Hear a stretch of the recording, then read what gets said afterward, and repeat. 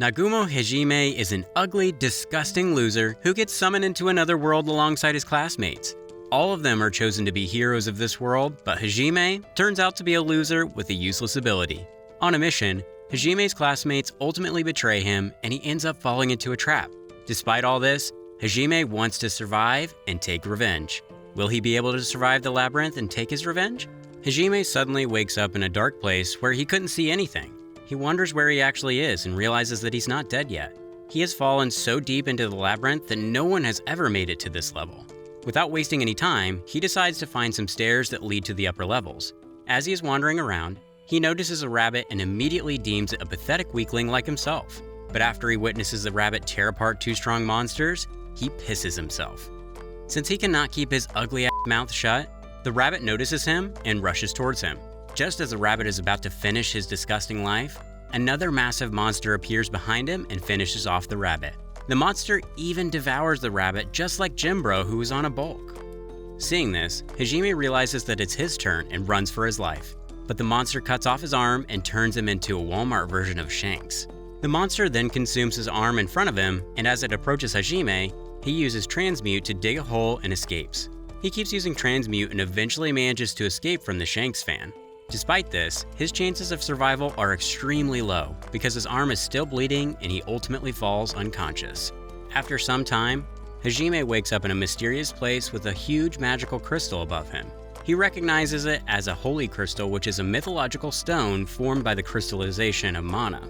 10 days before all this, Hajime had read up about the holy water in a book because he wanted to help his classmates, but he soon realized that he cannot fight. He then remembers the monster that turned him into Shanks and realizes that he cannot fight it because it's even stronger than a behemoth. He even believes that he shouldn't have entered the labyrinth to impress his crush who doesn't give a shit about him. 7 days ago, as Hajime and his classmates were exploring the labyrinth, they came across a huge mana crystal and a gold digger touched it without permission. This teleports all of them to a bridge where they have to participate in the Squid Game. The general who is accompanying them realizes that it is a trap and instructs them to get behind. He attempts to protect them using holy magic, but the behemoth breaks through his defense like prime Leo Messi did with Real Madrid. This shatters the bridge, and as it's falling out, our hero Hajime is out there protecting his crush like the simp he is. His magic allows all of them to escape, and the general promises to rescue him and instructs him to run. In the present, Hajime has completely lost his mind and wonders who's behind all this. Back when he was running towards his classmates, the general instructed all of them to shoot beams towards the behemoth. But for some reason, one of them was targeted towards Hajime and ended up falling right in front of the behemoth. Despite all their efforts, Hajime ends up falling off the shattering bridge alongside the behemoth. One day before all this, his crush had visited him in his room and urged him not to participate in the test because she had a weird dream. However, being the simp he is, Hajime shamelessly asks her to protect him if anything happens. In the present, as Hajime is lying all alone, he wonders what went wrong.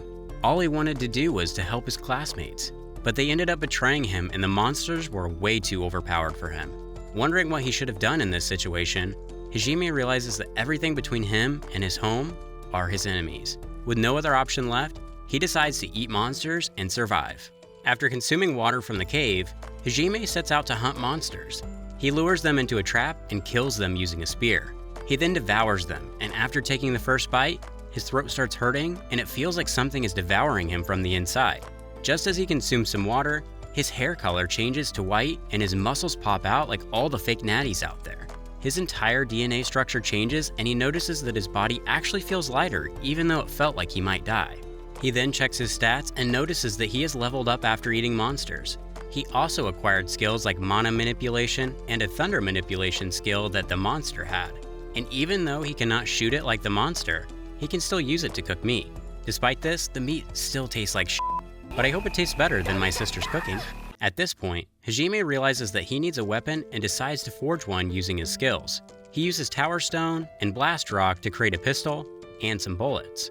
He can use his lightning magic to ignite the Blast Rock and launch the bullets. This allows him to kill the rabbit rather smoothly, and he names the pistol Donner. He keeps eating monster meat and keeps leveling up. He also notices some skills the rabbit had used against him and tests them out. With all these skills, he decides to take revenge from the monster that devoured his arm like a barbecue. Seeing Hajime, the monster ambushes him to take off his other arm as well, but he dodges his attack. He then uses aerodynamics to get up in the air and shoots his bullets, but he immediately realizes that his aim sucks, and the monster takes his opportunity to smash him into the ground.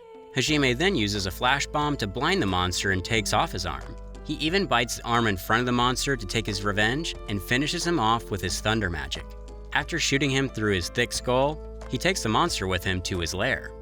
Several days have gone by, and while consuming the monsters, Hajime has also replenished his bullet supply. However, he soon realizes that eating these monsters won't help him level up any further. With no success in finding a way upwards, he's left with no choice but to continue downward. Hajime understands that if he can use his transmute ability horizontally, he should be able to use it vertically. As he's wandering around the labyrinth, he comes across a lizard that attempts to petrify him, but he uses holy water to stop the petrification and blinds the lizard with a flash bomb. After finishing off the lizard, he continues his journey and kills a plethora of monsters. He consumes all of them like your average mukbanger who probably starves themselves on normal days. With all of this going on, the general and his classmates inform the king about what transpired in the labyrinth. They inform him about a trap that utilizes Glance Crystal, and it teleports them to the 65th floor where the behemoth resides.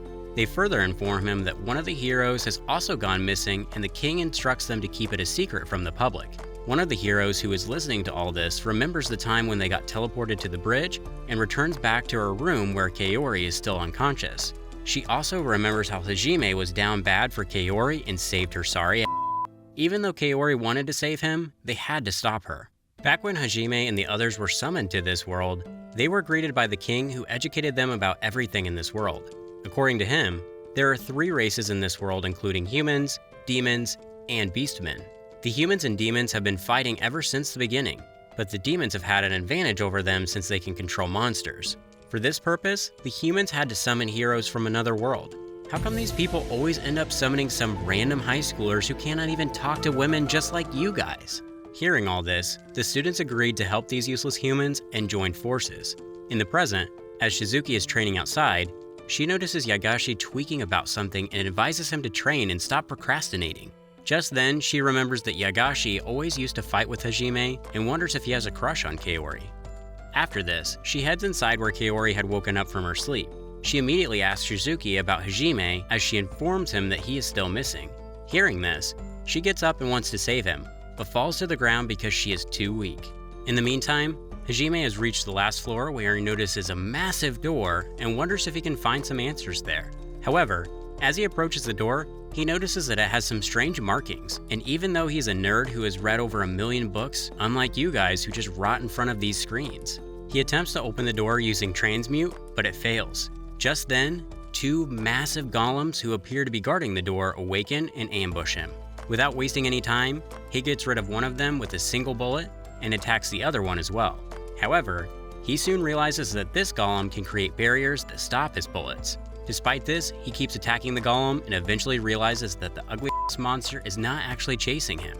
Using this to his advantage, he keeps shooting the monster from a distance and ultimately kills it as well. In the meantime, Kaori believes that Hajime is still alive and wants to save him. To save him, she wants to get even stronger and asks Shizuki to help her, and she agrees. Meanwhile, Hajime finds some mana stones inside the golems and uses them to open the door. Just as he opens it, he visualizes a bright starry sky with a golden cube right in the middle.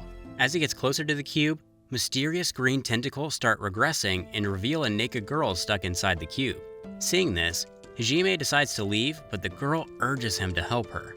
Hajime, however, asserts that he cannot possibly help someone who was sealed in a freaking labyrinth. Despite this, the girl tells him that she was betrayed by her people, which gives Hajime PTSD and he turns back like a simp. He then questions the girl as to why she was sealed here, as she tells him that she is an overpowered vampire who used to rule her kind. However, one day, her ministers told her that she is no longer needed because she is way too flat-chested and her uncle stepped forward to rule the nation. Her people deemed her a threat to them, and since they could not kill her, they decided to seal her in the labyrinth. Despite all this, he decides to save her and releases her from the cube. The girl then grabs his hand and comments that he is warm.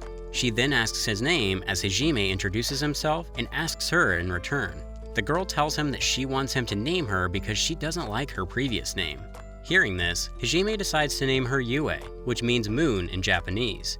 This makes the girl insanely happy and hugs him, which turns him on, and he gets a boner. Just then, Hajime notices some projectiles aimed towards them and saves Yue while taking the hit himself. Hajime gets his back pierced by some massive needles, and despite overwhelming pain, he pulls them out by his bare hands. Yue also assists him, and it turns out that a massive ugly crab is still alive. The crab was cultured enough to let them complete their introduction and attack during the climax. Hajime realizes that it must be there to prevent Yue from leaving this room. He then hands over his cloak to her because her cutting board chest might trigger the monster even more. She calls Hajime a pervert and gets on his back, and the battle begins. Hajime keeps shooting the monster with his donner, but it has no effect on the monster owing to its thick shell. He even uses some bombs, hoping that they might damage the armor, but all in vain. As they are hiding from it, Yue gets off of him and takes off her clothes. She then approaches Hajime and bites his neck, which turns him on. However, he realizes that this is not the right time to get freaky and focuses his concentration on the monster.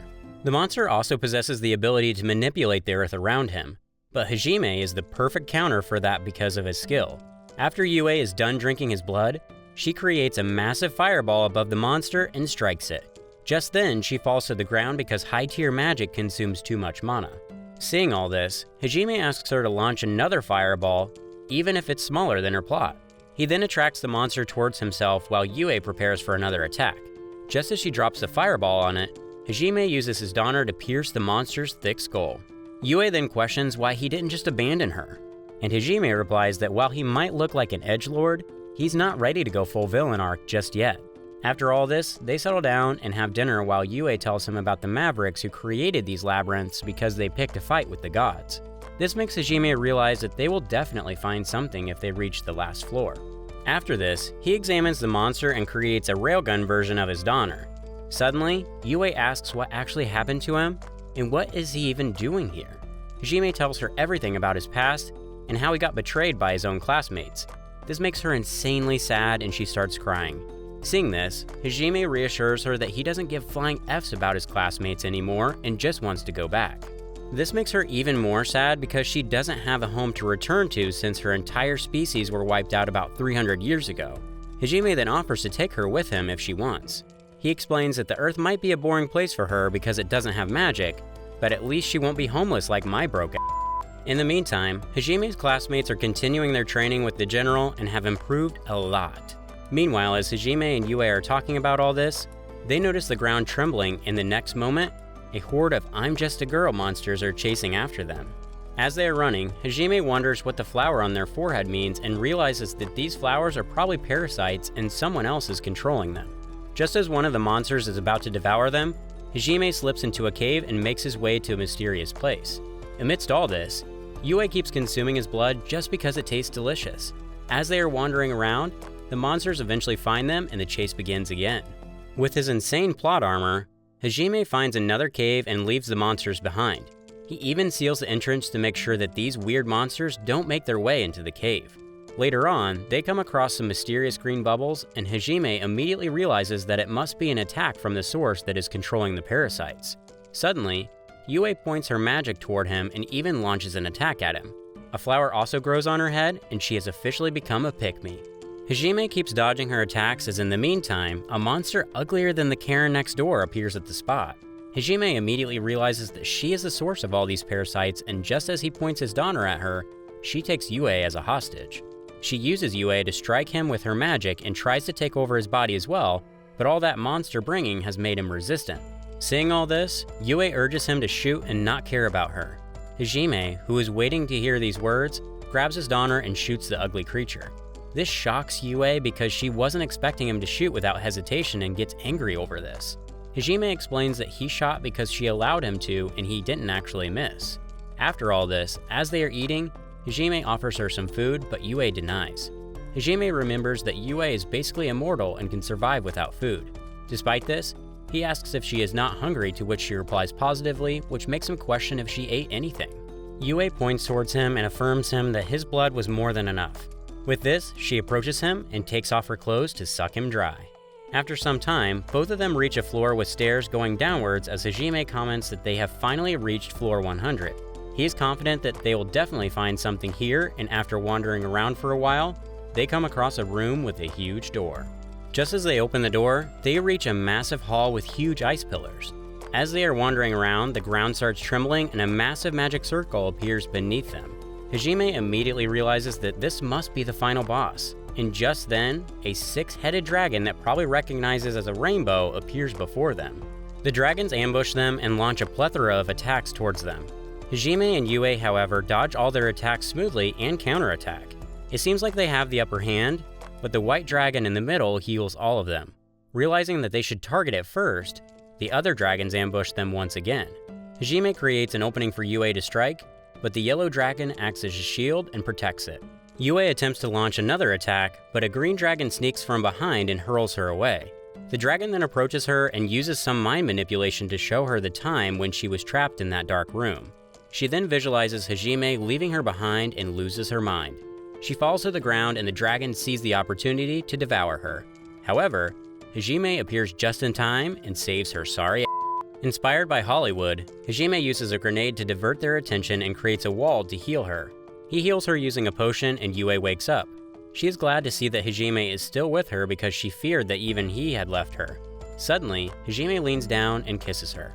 He tells her to stay calm and that they will defeat this dragon to return home. With no other option left, he decides to use the railgun, and since he can only fire one bullet at a time, he asks Yue to cover for him. With this, Yue launches all sorts of attacks towards them to divert their attention. This green dragon attempts to manipulate her once again, but this time around, Yue remembers the kiss from Hajime and remains conscious. The dragon then diverts his attention towards Hajime and uses the same trick on him. He shows Hajime the time his arm got devoured by the monster, but little does it know, Hajime doesn't give a shit about anything and has moved on, unlike you guys who are still stuck on your useless exes. He then grabs the railgun and launches a massive attack which doesn't do shit to the dragons. Yue uses her heavenly blast from behind to support him, which ends up killing 3 dragons. With this, Yue falls to the ground because high-ranking spells use too much mana. Seeing this, Hajime approaches her and just then, the white dragon appears behind him. The dragon targets Yue and with no other option left, Hajime takes a strike for her and falls to the ground as his railgun turns into dust. Seeing this devastating sight, Yue takes him to a shelter and attempts to heal him using the healing potion. Meanwhile, the white dragon keeps attacking them. She even kisses him, but that doesn't do shit. At this point, Yue decides to protect him just like he protected her. She grabs his donner and approaches the white dragon. Her soccer ass manages to land a couple of blows that end up infuriating it even more, and the dragon launches a massive blow towards her. Being immortal, Yue doesn't die from this, but loses the donner. She tries reaching it, but her fragile body doesn't support her and tears start rolling down her cheeks. Even though Hajime is unconscious, he can still feel Yue fighting for him and crying. He refuses to accept that he will lose his partner in this dungeon, and that too by the hands on this filthy creature. Meanwhile, the monster continues its assault and once again targets Yue.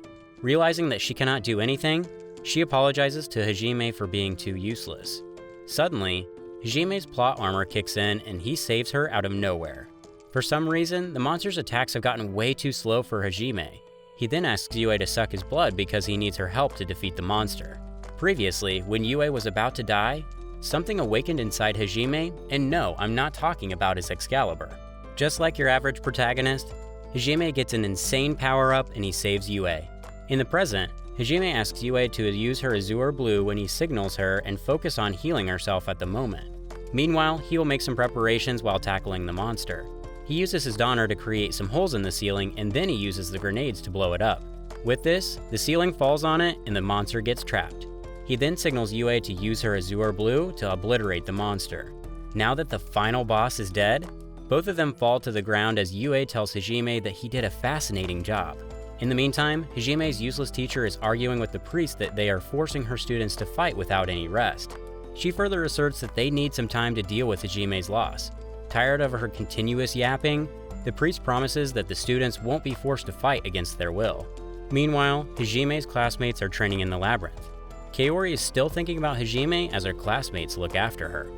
After all this, Hajime wakes up at a mansion and wonders what he is doing on a bed when they are supposed to be in a labyrinth. Just then, Yue moans out of nowhere and Hajime notices something hard in his hand which scares the living shit out of him. He attempts to wake her up and with no other option left, he electrocutes her. Seeing Hajime, Yue gets insanely happy and hugs him. Hajime apologizes for worrying her and questions about this mansion. Yue tells him that after they defeated the boss, the gate opened and she took him inside. After wandering around for a while, she stumbled across the mansion and fed him some medicine. She also changed his clothes and got a bit freaky in the process. After this, they change clothes and head outside the mansion where Hajime notices the sky. Yue informs him that the sky gets dark during the night and there are even rivers in this place. They eventually come across another mansion which Yue has already explored, but she failed to unlock 2 rooms. Hajime also notices a bath, and since he hasn't bathed in a while, just like your average Discord mod, he decides to take one after exploring the mansion. Yue also wants to get in, but he refuses, stating that he wants to bathe alone.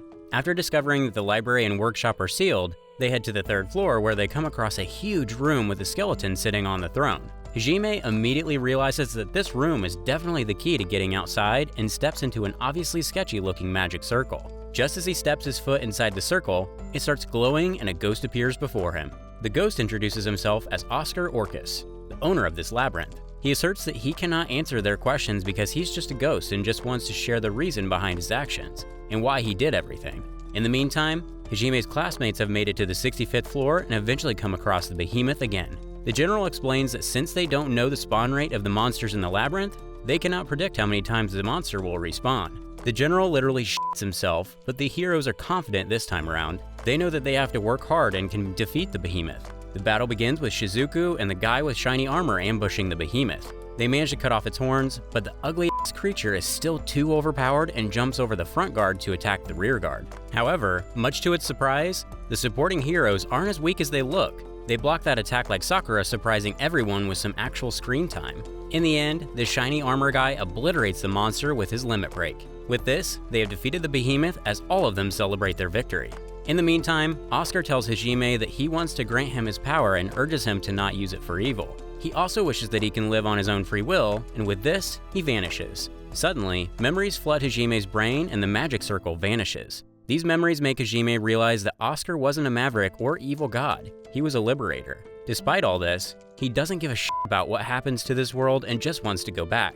He questions Yue if she is worried about that, to which she replies negatively and asserts that she belongs here, and she grabs his hand. Hajime gets a boner after hearing this and diverts the topic as he reveals that he has learned some ancient magic. This magic is known as creation magic, and it allows him to add energy to raw materials and grant them special qualities. He also offers to teach Yue this, but they soon realize that some casters are more compatible with such magic than others. Before doing anything else, they decide to bury Oscar's corpse, and after this, they head to the library because Hajime can actually read, unlike your dumbasses who probably won't even graduate high school. As they read different books, they eventually come across one that mentions the magic circle that leads to the surface, and they need Oscar's ring for that. Yue then notices a unique book and hands it over to Hajime, who reads it. According to this book, they can acquire other forms of ancient magic if they conquer other labyrinths. This piques his interest and he decides to go with this plan, hoping that they eventually acquire magic that will help him get back to his world. With this, Hajime starts preparing in the workshop to head back to the surface. He asserts that they should prepare as much as they can because they have to enter other labyrinths. Yue, on the other hand, doesn't mind as long as she is with Hajime. After all this, as Hajime is taking a bath, Yue decides to join him. Seeing her cutting board-ass chest, Hajime gets a boner and he asks her to grab a towel. However, being a shameless Yue announces that she belongs to him and wants him to look at her. After all this, Hajime and Yue prepare their equipment and he keeps eating monsters to acquire more skills. He also makes a ring for Yue and finally proposes to her. With this, they decide to head back to the surface. Hajime asserts that the people on the surface might get a bit hostile towards him because his powers are abnormal, but they will keep supporting each other. He further announces that they will defeat and conquer the entire world together. With all of this going on, a girl cosplaying as a bunny is waiting for someone on the surface. Just as she is hiding, a monster appears out of nowhere and ambushes her. She attempts to climb a mountain to escape, as suddenly, a magic circle appears before her with Hajime and Yue appearing from it. Upon taking a closer look, the girl recognizes them as the ones he has been waiting for. Meanwhile, just as Hajime and Yue are about to get freaky, he notices someone approaching them. Both of them completely ignore her, just like I ignore my little brother when he wants to play with me. The girl, however, is persistent as he grabs Hajime's leg and literally begs him to save her family. Yue, on the other hand, grabs her ears and urges her to get away from him. Despite her begging, Hajime refuses to help someone he has never met before. Hearing this, the girl attempts to seduce him with her massive melons, but much to her surprise, Hajime is more of a personality guy. Just then, the monster appears before Hajime and gets obliterated. In the meantime, the girl grabs his leg once again and gets smacked by Yue. She introduces herself as Shay, of the Howlia Beast Tribe. Seeing her persistent efforts, Hajime decides to hear her out. This relieves Shay and she wipes off her tears using Hajime's shirt, which pisses him off and he smacks her again. She cannot comprehend how someone can hit a beauty like her, but Hajime disagrees, questioning how she can say something so outrageous in the presence of Yue. Shay, however, asserts that she is way better than Yue, who is flatter than a cutting board. She attempts to seduce Hajime once again, which infuriates Yue, and she gets her ass whooped by her. After all this, Shay explains that the Beastmen cannot manipulate mana, but for some reason, she possesses the ability of foresight, which allows her to peek into the future. She then begs them to save her tribe, but Hajime refuses and summons his Batmobile. Just as they are about to leave, Shay asks if they are headed towards the Great Sea of Trees and further asserts that they will get lost if they go alone. She offers to guide them to their destination if they agree to help her. Hearing this, Hajime decides to help her. In the meantime, a dumbass girl is carrying some fruits into the forest with her parents trying to warn her about the dragon. Just as she is about to get devoured, someone shoots the dragon and it turns out that Hajime is the one behind this. Just as he's about to shoot some more dragons, Shay accidentally disturbs him by placing her melons on his shoulder, which gives him a boner. To get rid of this distraction, he tosses her into the sky and uses her as bait while shooting the dragons. Previously, Shay had explained that she was supposed to be killed by other beastmen because she can manipulate mana, but his tribe decided to protect her and left their hometown. Inspired by Sakura, the rabbit men are pretty much useless and cannot do shit. After they lead Hajime to their hometown, he gets rid of the other beastmen who were threatening them. After all this, Shay expresses her gratitude for saving her tribe and questions the purpose behind their journey. Hajime reveals that he just wants to go back home, as Shay decides to accompany them as well. Well, she gets shot down by Hajime and Yue quicker than your crush friend-zoning you. The following day, as they are about to leave, the villagers beg Hajime to train them because they are tired of being weak. Even though he's a bit hesitant in the beginning, he decides to train them. Soon after he begins training, Hajime realizes that these folks are even more useless than Darwin Nunez and decides to mold them. In the meantime, Yue and Shay are having a duel, and even though Shay gets obliterated, she manages to scratch Yue.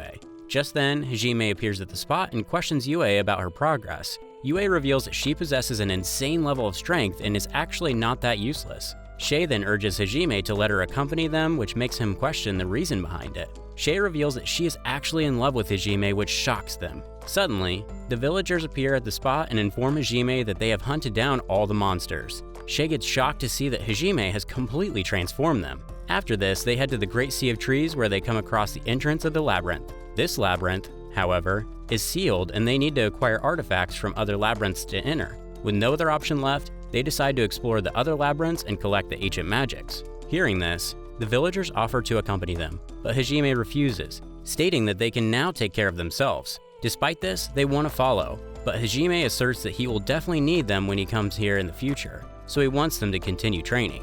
Back when Shay was a child, she was scared that people would refer to her as a monster and didn't want to be different. Her mother, however, reassured her that she will eventually meet people who are different just like her. In the present, she reminds Yue regarding their promise that if she manages to even scratch her, Yue will allow her to accompany them. With no other option left, she pleads with Hajime to let her accompany them because she doesn't want to break her promise. Hajime asserts that she should not expect him to reciprocate her feelings, but Shay is optimistic that she can change the future if she works hard enough.